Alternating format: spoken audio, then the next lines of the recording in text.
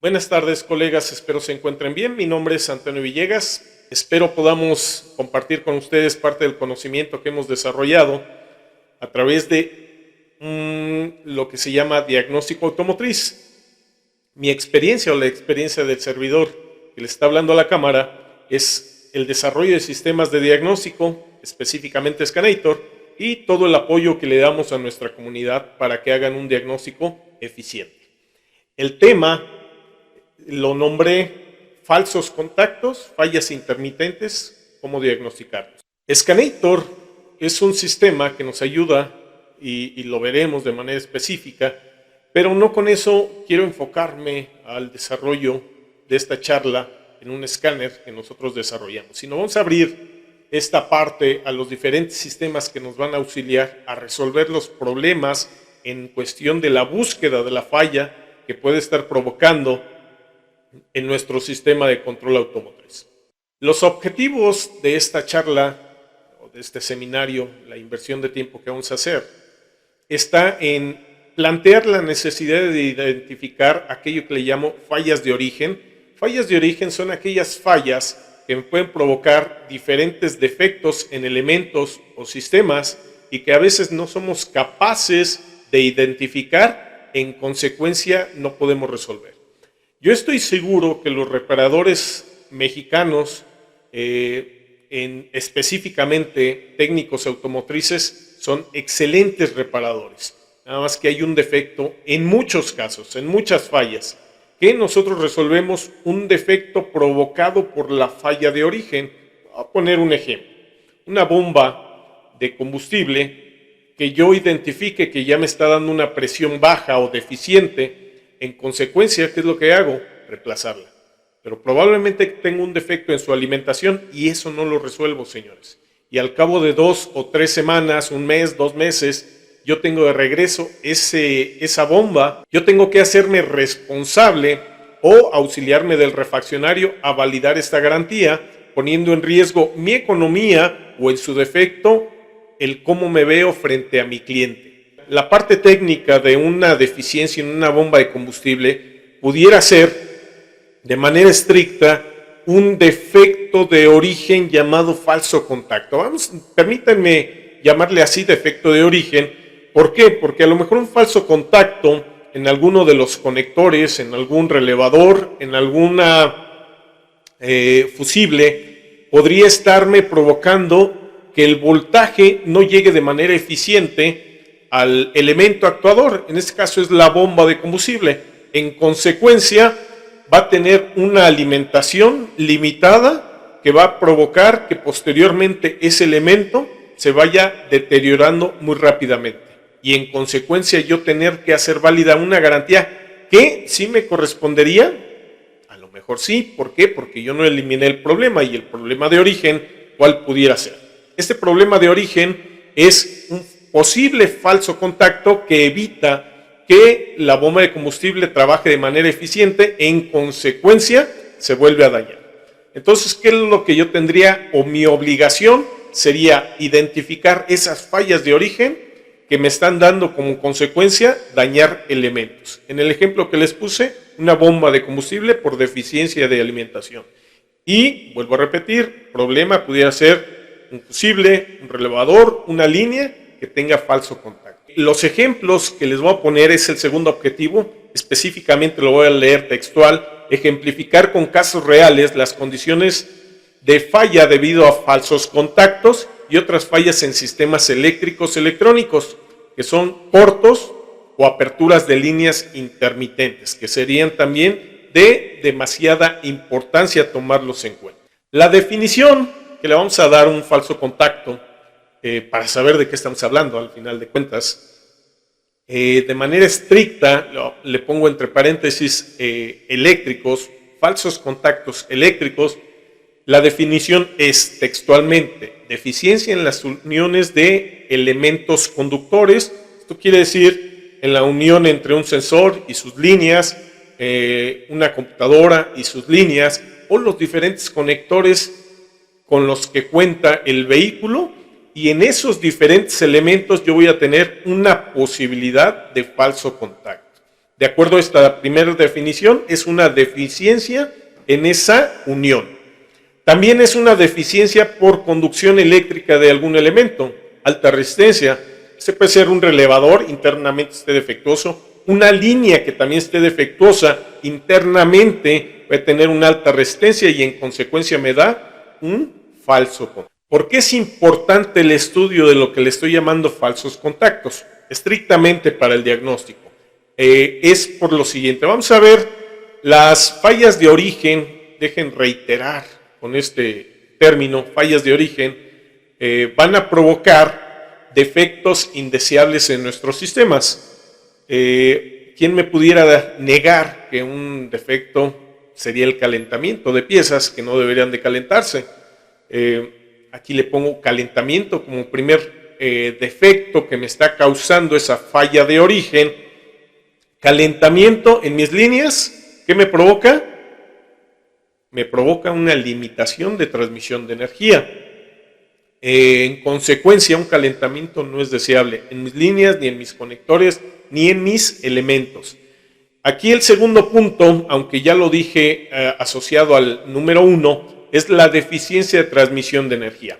Estrictamente, si un elemento se calienta, su capacidad para transferir energía, para llevar electricidad de un lado para otro, pues al final de cuentas está limitada.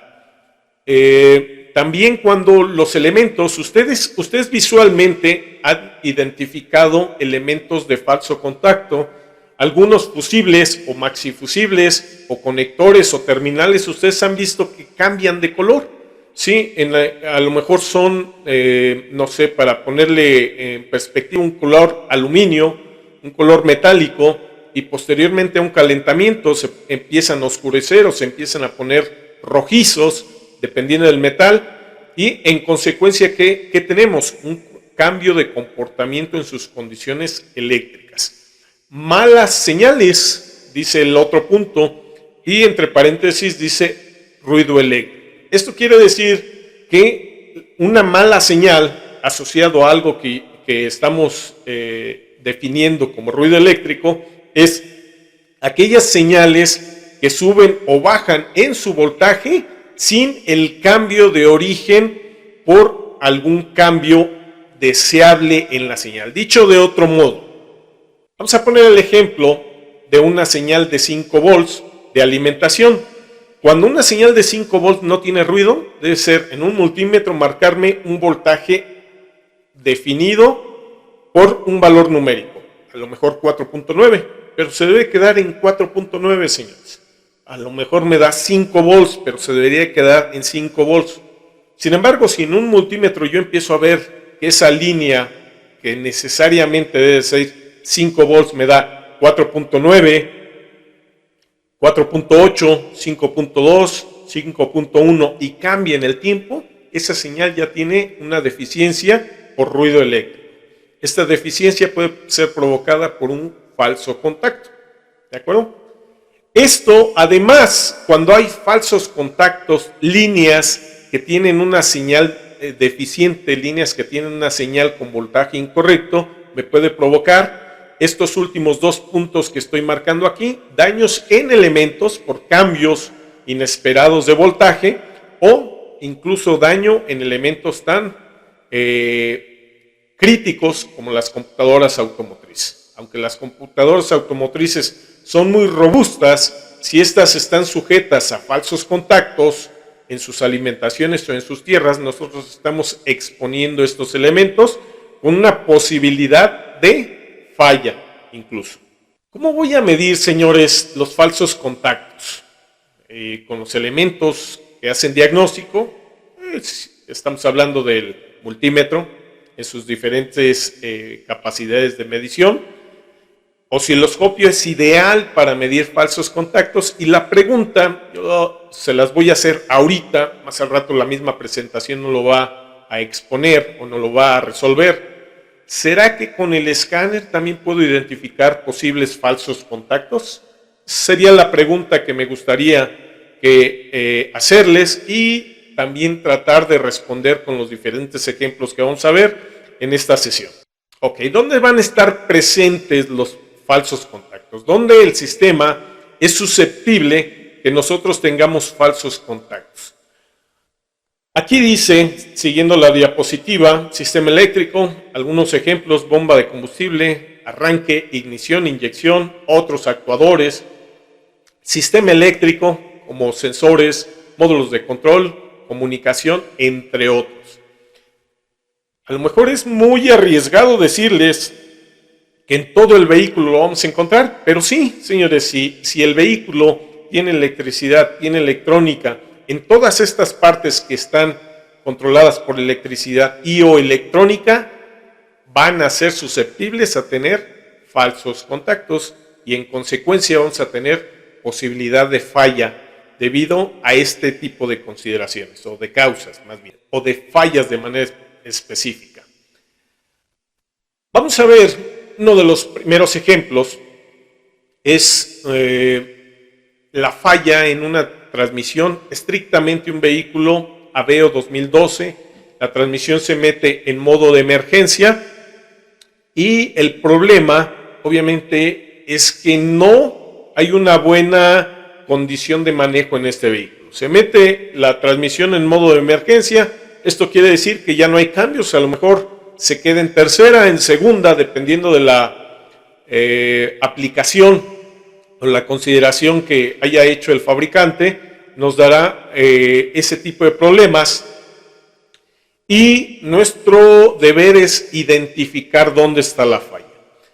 Obviamente a estas alturas yo ya sé cuál es la falla que encontramos en este vehículo, pero en un principio podrían ser múltiples variables, podría ser alimentaciones a la computadora de motor, a la computadora de transmisión, comunicación, podría ser el módulo de motor, el módulo de transmisión, podría ser la transmisión misma, internamente una falla, entre muchas otras fallas.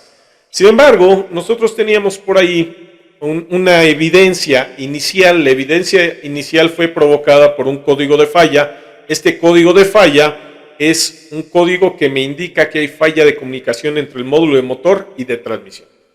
Entonces, si hay un problema de comunicación entre los elementos motor y transmisión, pues obviamente va a haber un mal funcionamiento del sistema y la transmisión se va a meter en modo de emergencia. Saber qué evidencia tenemos ya de manera estricta a nivel de mediciones. Si nosotros vamos a medir estrictamente, estamos aquí probando la información que tenemos a través de un osciloscopio, y lo que estoy midiendo es las líneas de comunicación, can alto y can bajo. Estrictamente aquí el can alto es amarillo, el can bajo es verde, y ustedes observan que hay algo que puede darnos información. A lo mejor si yo no tengo experiencia con el osciloscopio, esta información que tengo en pantalla no me dice nada. Sin embargo, sí tengo esa experiencia, esa información que les puedo transmitir. Esta información que yo tengo en pantalla es un defecto de voltaje en las líneas de comunicación. ¿Y cómo llego hasta ahí? ¿Cómo sé que aquí hay un defecto? Pues porque tengo lo que se llama una referencia. Esta referencia que yo estoy viendo en pantalla es cómo se debe de comportar las señales de can alto y can bajo. Las señales de can alto y can bajo deben ser bien comportadas. Les voy a poner una característica que debemos de checar siempre en las señales digitales, las de comunicación, es que son binarias, que solamente pueden tener dos valores. Su señal verde, que ven aquí en esta diapositiva, tiene un nivel bajo de 2.5 volts y un nivel alto de 3.5. Solamente, señores. La señal verde, que es el can bajo, es una señal 2.5 cuando no transmite, y cuando está transmitiendo va de 2.5 a 1.5, perdón, y regresa a 2.5. Eso quiere decir que solamente tiene dos valores. Si nosotros observáramos o regresara la diapositiva para que ustedes vean esto, el comportamiento de la señal amarilla y el comportamiento de la señal verde es caótico. ¿Por qué? Debido a un falso contacto. Este falso contacto, señores, fue provocado por una soldadura estrellada en diferentes pines, estrictamente para este elemento de falla, los pines de can alto y can bajo en el módulo de transmisión. Tengo que tener el conocimiento del sistema, señores. ¿Dónde lo mido? Estrictamente esta medición no la puedo hacer en el conector de diagnóstico, porque ustedes observen aquí, la topología es muy sencilla, es de punto a punto. Topología quiere decir cómo está la interconexión de las computadoras para hacer su trabajo de intercomunicación. Y si ustedes pueden observar, es un par trenzado que va desde la computadora de transmisión a la computadora de motor y de la computadora de motor a la computadora de transmisión. Eso quiere decir que en el único lugar donde puedo estar midiendo estas líneas, obviamente es en ese par trenzado, no en ningún otro lugar. Puede ser del lado del motor o del lado de la transmisión. Entonces necesito saber cómo funciona el sistema. En este caso, estrictamente, el sistema de comunicación entre ambos módulos. Aquel que me reportó la falla, que es el módulo de motor, y el que tiene el defecto, en este caso, que fue el de transmisión. Alternativas son las que necesitamos, en algunos casos, para hacer nuestro diagnóstico. Hablábamos hace unos minutos de la parte de defecto en CAN bus. Una manera de aislar de manera particular una computadora es poniéndola en banco. Aquí muestro una conexión con una tarjeta alimentadora y cúbica que ustedes pueden conseguir directamente en nuestra página de internet www.scanator.com.mx. ¿Y a qué me refiero con aislar el problema? Yo puedo poner una computadora en banco y hacer pruebas específicamente de las líneas de comunicación. Particularmente aquí la línea de comunicación que estoy utilizando es la 32, que es la línea K. Sin embargo, esta computadora también tiene dos líneas que son CAN bus alto y CAN bus bajo. Estas líneas yo las puedo atar también a la tarjeta alimentadora y yo voy a poder identificar su comportamiento a través de un osciloscopio. ¿Qué es lo que hago? Identifico en un manual en dónde está el CAN alto y CAN bajo y las puenteo hacia las salidas o entradas, si depende de la referencia, de CAN alto y CAN bajo en la tarjeta alimentadora. Esta tarjeta alimentadora tiene una impedancia de 120 ohms en CAN alto, CAN bajo en su preset. Y si la computadora también tiene 120 ohms, ya estamos teniendo la impedancia correcta en el sistema.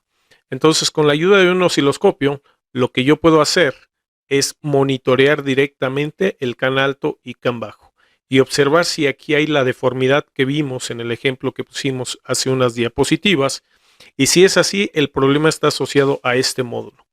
De igual manera podríamos hacerlo con el módulo de transmisión.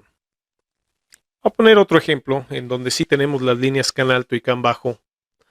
Esta línea azul y una azul más intenso. Esas líneas son CAN alto y CAN bajo. Es el ejemplo que tendríamos que identificar en la computadora de la diapositiva anterior para nosotros poder visualizar la calidad de la señal de transmisión de información. En este caso, me estoy auxiliando de esta otra conexión en donde es una computadora Captiva Sport o Cobalt o Silverado 2008. Es el mismo ejemplo de identificar los pines y hacer el alambrado a la tarjeta alimentadora.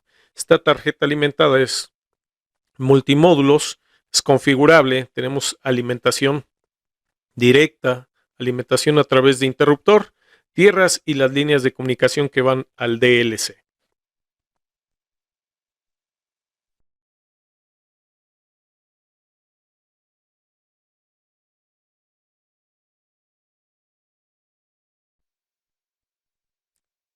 también te dejo esta información que estás visualizando en pantalla. Son charlas virtuales que ya están grabadas en nuestro sistema y que puedes visualizarlas en el momento que tú quieras, con una duración de 2 horas. La primera es OBD2, modos de prueba en los sistemas de diagnóstico. Hablo de los modos 01 al 0A del estándar OBD2, lo que ya sabes, pero además aquello que nunca te han enseñado. La segunda charla es de multímetro, mediciones automotrices. Hago énfasis en la caída de voltaje, la medición de voltaje diferencial no referenciado a tierra, resistencias, frecuencia y ciclo de trabajo, entre otras mediciones que harán más fácil tu diagnóstico.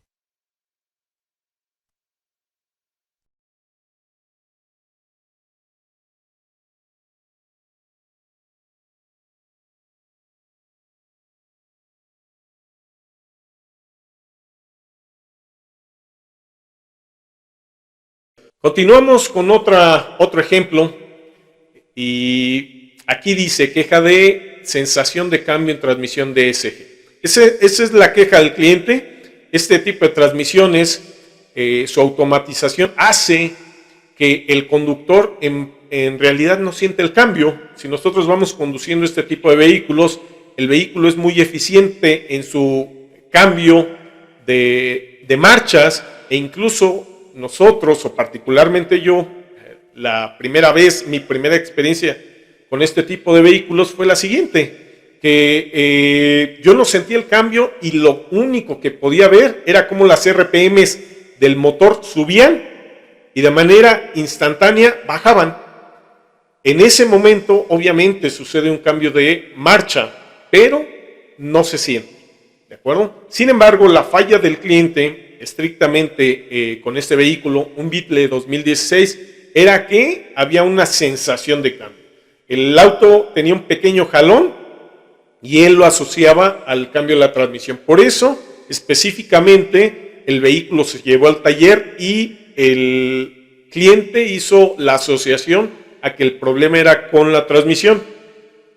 En realidad, el problema no fue con la transmisión. Sin embargo, si hay una repercusión en ese sentido de suponer que hay una sensación de cambio.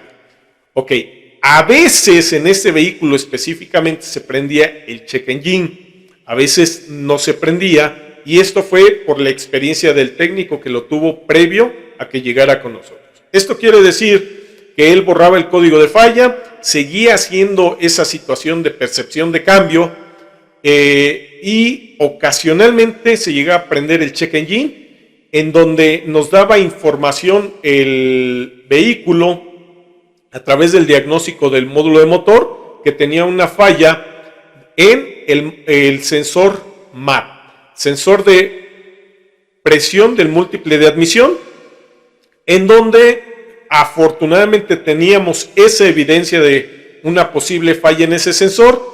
Y lo que hicimos fue diagnosticar esa línea de datos y tuvimos un resultado como el que ustedes ya están viendo en pantalla. Tengo ahí 2 líneas de datos, una de monitoreo, que es la velocidad del motor, y otra de la variable que estaba asociada al único código de falla que teníamos. Todavía hasta ahí no sabíamos si particularmente el MAP tenía que ver con la falla, pero lo graficamos. ¿Y qué fue lo que observamos, señores? La línea azul es el comportamiento de la presión del múltiple de admisión.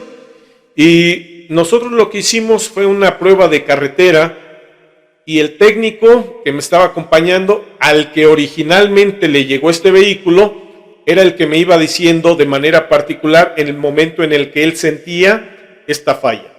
Asociado a este mensaje que me daba auditivamente el técnico, yo iba en el asiento del copiloto, observando esta graficación, cada vez que él me decía falla, yo percibía la caída de la línea azul que ustedes están viendo ahí. Entonces él decía falla y volvía a caer la señal. Entonces nosotros asociamos la falla a un comportamiento, hasta aquí todavía no sabíamos siquiera si era errático del sensor MAP, pero nosotros observamos que sí tenía relación con la falla, esta caída de la señal. Posteriormente, ¿qué es lo que sospechamos? Bueno, si el MAP se está cayendo su voltaje, podría ser por una condición física que llevara a que el vacío sea prácticamente cero, que eso es prácticamente muy limitado a que suceda, físicamente es imposible en el vehículo, salvo por salvo condiciones muy específicas. ¿Y qué fue lo que hicimos? Pues razonar respecto a cómo está trabajando este elemento. Es un sensor MAP. Bien sencillo, señores. La señal de falla era la que venía desde el sensor. Pero bueno, tiene este sensor la posibilidad de darnos esa señal por defecto. ¿En dónde? En las alimentaciones. Entonces lo que decidimos es monitorear el voltaje de este sensor. Este sensor se alimenta por 5 volts y observen lo que encontramos en la señal de 5 volts.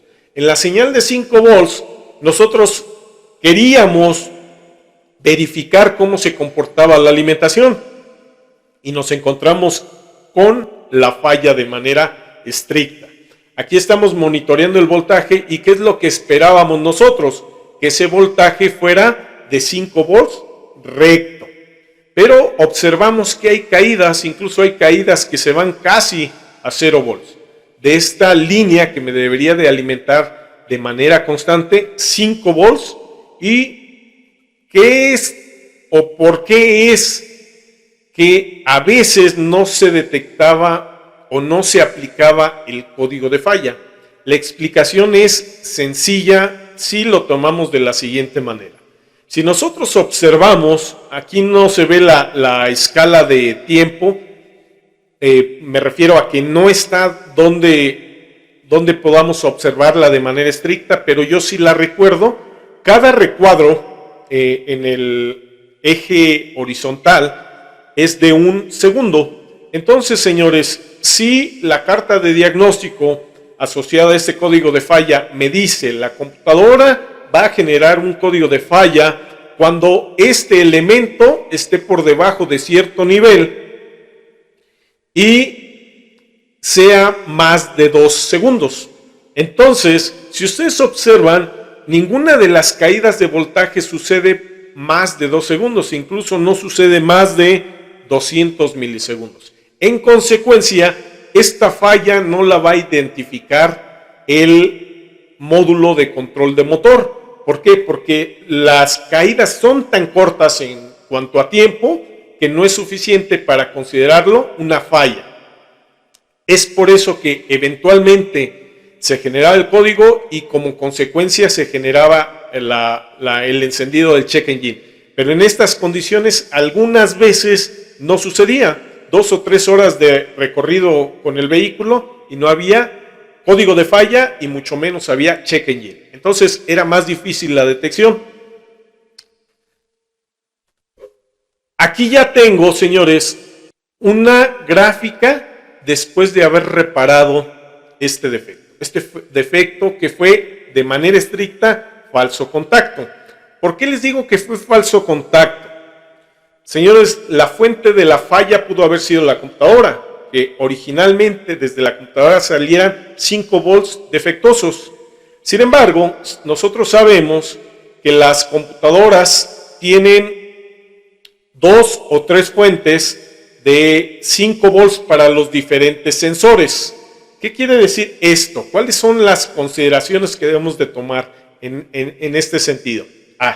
Pues si yo observé que el MAP tiene una deficiencia de 5 volts, pues seguramente el CMP o el APP1, el APP2, el TPC1, el TPC2 pudieran tener la misma falla en su alimentación.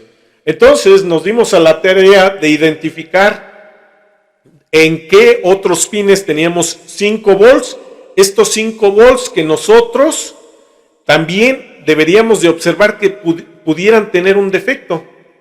Y así lo hicimos. Yo recuerdo que también monitoreamos la alimentación del sensor CMP, que era un sensor que compartía estos 5 volts con el sensor MAP y no encontramos el mismo comportamiento. Nosotros pusimos un canal del osciloscopio en el CMP, un canal del osciloscopio en el MAP, y las señales eran diferentes. Uno es muy estable, el del CMP, y el otro con fallas como la gráfica anterior que vieron en el MAP.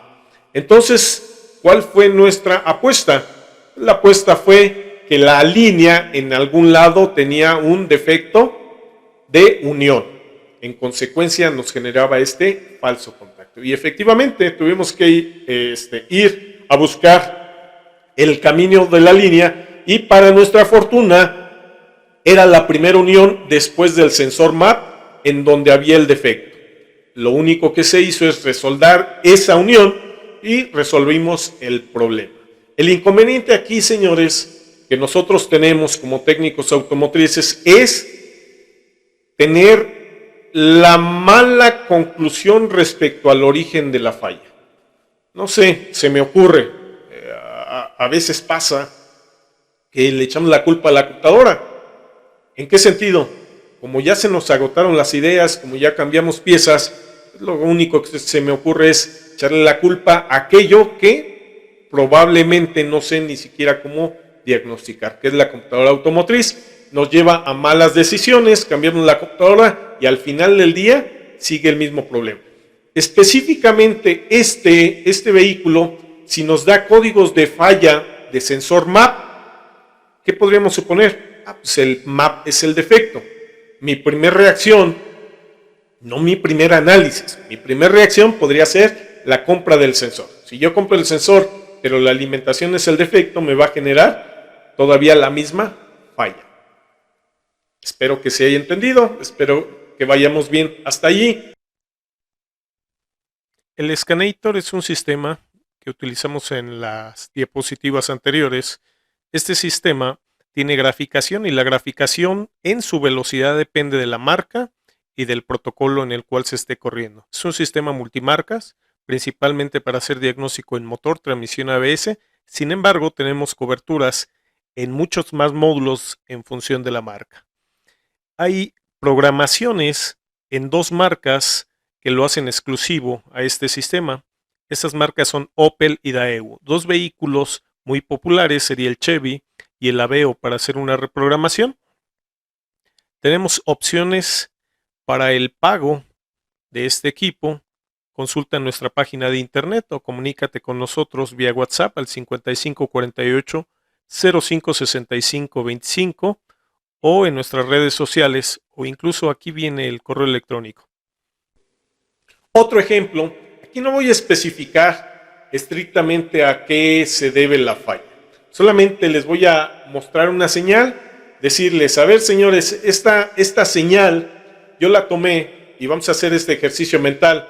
Tengo un elemento, este elemento vamos a suponer que es un relevador. Y yo tengo una señal de voltaje de entrada y una señal de voltaje de salida. Comúnmente yo puedo medir con voltímetro mi voltaje de entrada o también puedo medir mi voltaje de salida. Voy a poner un ejemplo. Tenemos el vehículo o condiciones. Tenemos el vehículo con motor en ralente. ¿Qué voltaje debe de tener a la entrada de un relevador? Voltaje de batería. Este voltaje de batería, vamos a ponerle un valor, 14 volts. 14.5 lo voy a poner. 14.5 volts. Y voy a la salida. Y a la salida tengo 14 volts. Vuelvo a repetir. Entrada 14.5. Salida 14 volts. A lo mejor no me doy cuenta y de manera estricta digo está bien ese relevador. Pero yo estoy perdiendo, señores, 500 milivolts que no deberían de ser consumidos por el relevador. Además, este voltaje podría ser, estos 500 milivolts, podrían ser el promedio del voltaje perdido. Si nosotros vamos a la gráfica que yo les puse aquí en pantalla, podemos observar que el voltaje alto, en este caso está cercano a 0 volts, el voltaje bajo está cercano a 1 volt. Entonces el voltaje pico a pico es de 1 volt, señores. Ahí les pongo voltaje en corriente directa, 500 milivolts. Eso quiere decir, si yo midiera incluso así es como se hizo esta gráfica. Si yo midiera un relevador con un solo canal del osciloscopio, su entrada y salida monitoreados por un solo canal, en un pin pongo el caimán de tierra y en el otro pin la punta del osciloscopio, y yo me encuentro esta señal que están viendo aquí abajo en su gráfica. ¿Qué es lo que tengo? Tengo una señal que va de subida y bajada, pero su diferencial es de 1 volt. Y yo en ese relevador, con mi multímetro, medí 14.5 volts a la entrada y 14 volts a la salida y dije, este relevador está bien. Hay un defecto, señores. El defecto es el relevador. ¿En dónde? Puede ser el relevador, pueden ser sus terminales. Y esto, señores, es una evidencia de que ese elemento de transferencia de voltaje está defectuoso. ¿Qué es lo que hay que hacerle? Hay que cambiar el relevador. Y me ahorro los posibles problemas o defectos adicionales que me genere esta señal que tiene un defecto por condición de un elemento. Vamos con otro ejemplo. Ahora estoy utilizando la graficación de un escáner y ¿qué es lo que puedo observar? Del lado izquierdo tenemos TPC1, del lado derecho tenemos TPC2. Nos han comentado los instructores que la suma de TPC1 más TPC2 debe ser 5 volts. Entonces esto me lleva al siguiente razonamiento. Cuando uno de los sensores está arriba, entonces el corte 3, cuando uno de los sensores está arriba, el otro sensor debería de estar abajo. Entonces, aquí hay 2 picos en ambos sensores que van hacia abajo. No se está cumpliendo la regla, ¿verdad, señores? Si el sensor TPC1 va hacia abajo, ¿qué le debería de pasar al TPC2? Pues debería de ir hacia arriba. Sin embargo, los 2 sensores van hacia abajo. Puedo además empezar a hacer razonamiento respecto a una posible falla, y ahí les va un ejemplo. ¿Qué tal si estos sensores se alimentan con un solo voltaje? Si se alimentan con un solo voltaje y los 2 voltajes se caen, pues probablemente es porque la línea de alimentación se está cayendo en su voltaje. ¿De acuerdo?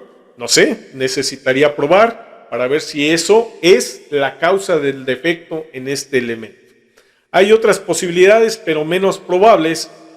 Voy a poner el ejemplo. Una línea de X voltaje que le reporte desde un sensor A la computadora el comportamiento de una variable física, eléctrica, electrónica, química, y esa señal nos va a representar ese cambio que nos está monitoreando el sensor.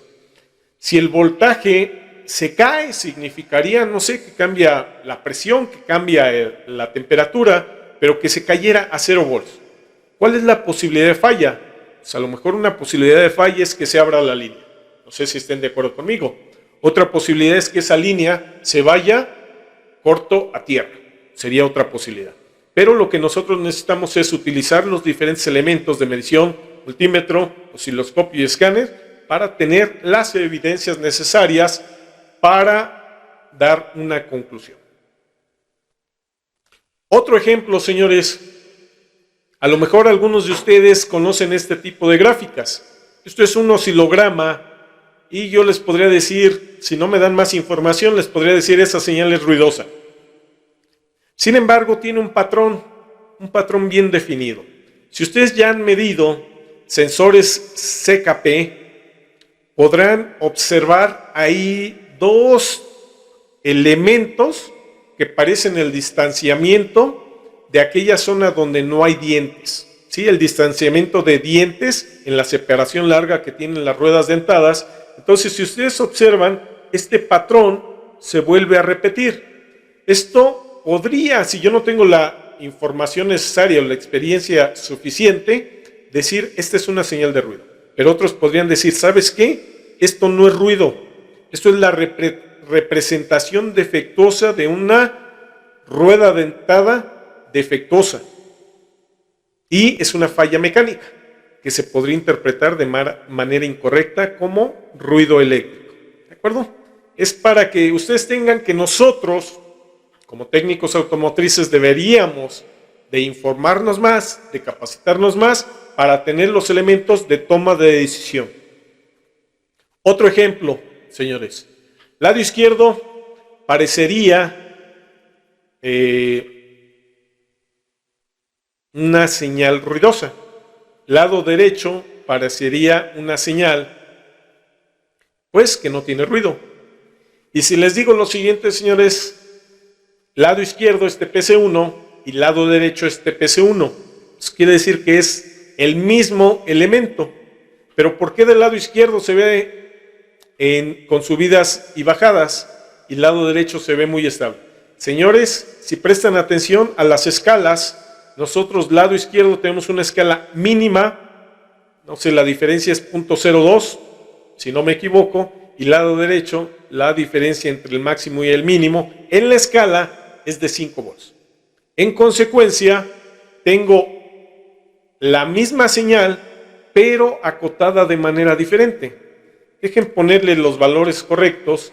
Ambas señales son a 1.99 volts con una diferencia de 0.003.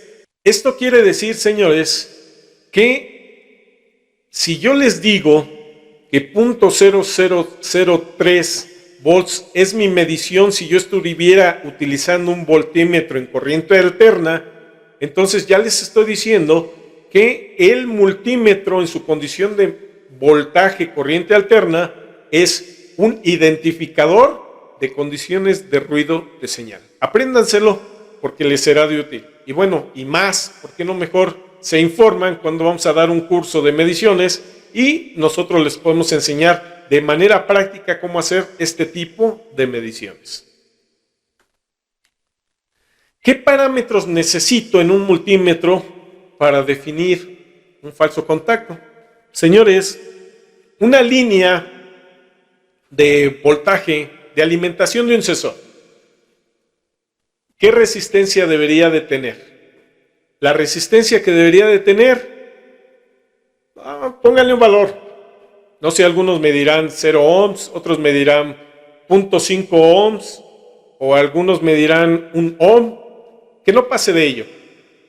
Entonces, si tengo 5 ohms, si tengo 10 ohms en una línea que debe de llevar alimentación a un sensor, ¿qué es lo que tengo? Es una deficiencia de la línea. Entonces, si yo tengo esta deficiencia, seguramente mi voltaje va a ser también deficiente. Este voltaje va a subir y bajar debido a las condiciones de resistencia alta. Entonces, medición de continuidad estrictamente de resistencia con mi multímetro es una primera medición para identificar un posible falso contacto. Diferencia de potencial de corriente directa. Una sola línea, señores, supongamos este es la salida de la computadora y de este lado tengo la entrada al sensor. Yo puedo hacer una medición con mi multímetro entre este punto y este otro punto. Es la misma línea. ¿Qué voltaje debería tener? 5 volts, si es una alimentación de 5 volts. Si es una tierra, tendría que tener 0. Ojo, por ahí a lo mejor confundía a muchos. El voltaje que debería tener entre la entrada y la salida en una línea no es de 5 volts si esta línea fuera de alimentación. Esta línea debería tener una medición de 0 volts. Espero que lo podamos razonar. Va de nuevo. Una línea sale de mi computadora 5 volts, entra a mi sensor 5 volts, pero si yo hago una medición en este punto, le pongo la punta negra y en este otro punto le pongo la punta roja, ¿cuál sería mi voltaje? Señores, debería de ser de 0 volts. Eso quiere decir que la pérdida de voltaje en esa línea es nulo. Mi línea está bien. Pero si yo tuviera un voltaje diferente a 0 volts, quiere decir que esa línea está defectuosa. Voltaje en corriente alterna, voltaje máximo, voltaje mínimo, voltaje pico a pico, son otras capacidades de los diferentes multímetros que existen en el medio. También son útiles para medir falsos contactos. Voy a explicar de manera muy breve respecto a las caídas de voltaje. El ejemplo inicial en la introducción fue una bomba de combustible. Primer diagrama que estamos mostrando, esta diapositiva que muestra una batería y los elementos necesarios para alimentar un actuador, en este caso la bomba de combustible.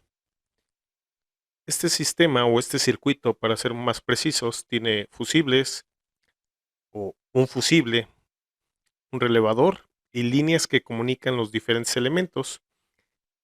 Esto quiere decir las diferentes tierras, me refiero a la batería y a en este caso, la bomba de combustible y las líneas para conectar los demás elementos. Vemos la ley de Kirchhoff en la parte de abajo, que nos dice que la batería, su voltaje, es igual a la pérdida o a la suma, dicha de otra manera, de los voltajes en cada uno de los elementos. Esto quiere decir, de acuerdo al diagrama que tenemos aquí, voltaje fusible más voltaje relevador más voltaje de líneas más voltaje de bomba más el voltaje de la tierra de chasis va a ser igual al voltaje de la batería total. Nosotros hacemos una medición en esta segunda diapositiva en donde observamos que el voltaje de batería, motor encendido, es de 14.5 volts y a la bomba le están llegando 10.9 volts. Si hacemos las diferentes representaciones en la fórmula, observaremos que nos hace falta el voltaje fusible, de relevador, de líneas y de chasis. Tercer diapositiva nos muestra un escenario 1, donde hay una falta de 3.48 volts. El escenario 1 es sugerir medir las tierras. Aquí yo estoy midiendo tierra de batería contra tierra de bomba de combustible. ¿Qué es lo que estoy encontrando? 0.12 volts. Si yo sustituyera ahí el voltaje de las tierras de chasis, todavía me hace falta un voltaje. En esta siguiente diapositiva, observo que ese voltaje que me haría falta es de 3.27. Sí, originalmente son 3.48, pero se me cae un voltaje en las tierras. Sin embargo, sigo teniendo ausencia de un voltaje. Este voltaje se está cayendo en las líneas, fusibles o relevadores. Siguiendo con este mismo caso, el escenario número 1, ahí encuentro que en la línea previa a la bomba de combustible tengo un voltaje de 2.79, cuando en esta línea en realidad no debería tener ningún voltaje, de acuerdo a la medición que yo estoy haciendo. Entonces, ¿dónde está el defecto? Fue muy rápido el ejemplo, pero observen que si en esa línea que se supone que lleva 12 volts desde la salida de relevador o voltaje de batería a la bomba de combustible, tengo una diferencia de 2.79 volts. Eso quiere decir que estoy perdiendo voltaje en esa línea. Esa línea está defectuosa, es la conclusión. Para cambiar de escenario, en la diapositiva número 6 de este ejemplo específico que estoy mostrando, ahora hacen falta los mismos 3.48 volts que originalmente teníamos en función de las primeras mediciones, y yo hago una medición entre las tierras, particularmente la batería, contra bomba de combustible. Yo tengo 2.34 de estas tierras. ¿Eso es correcto? ¿Debería de ser correcto? No. Esa es una deficiencia en tierras.